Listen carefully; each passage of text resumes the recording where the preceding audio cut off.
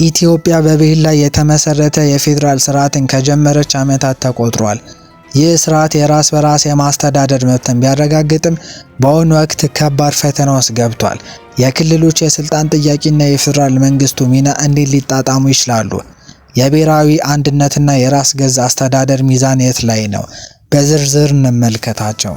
የፌዴራል ስርዓቱ ዋና ዓላማው የብሔር ብሔረሰቦችን የቋንቋንና የማንነት መብት ማረጋገጥ ነበር። ስኬቶቹም የባህል መገለጫንና የቋንቋ አገልግሎትን በክልል ደረጃ ማሳደግ ናቸው። ይህ ስርዓት ከቀደሙት የአገዛዝ ዘይቤዎች ለየት ያለ ፖለቲካዊ ተሳትፎን ያበረከተ ነው። ነገር ግን በክልሎች መካከል ያለውን ልዩነት ማስወገድ አልተቻለውም። ትልቁ ፈተና የስልጣን መጋፋት ነው።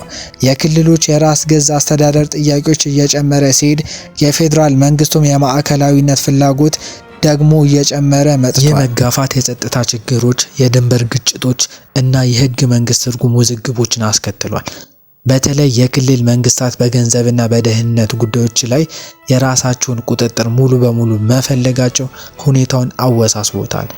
ኢትዮጵያ የፌዴራል ስርዓቷን ለማዳን የክልሎችና የፌዴራል መንግስቱን ስልጣን ኃላፊነት ግልጽ በሆነ መንገድ እንደገና መወሰን አለበት። ህገ መንግስታዊ ተቋምን ለምሳሌ የፌዴሬሽን ምክር ቤት ማጠናከር ወሳኝ ነው። ከሁሉም በላይ ደግሞ የፌዴራል ስርዓቱ ለህዝብ ደህንነትና ልማት ተጠሪ መሆን ማረጋገጥ ያስፈልጋል።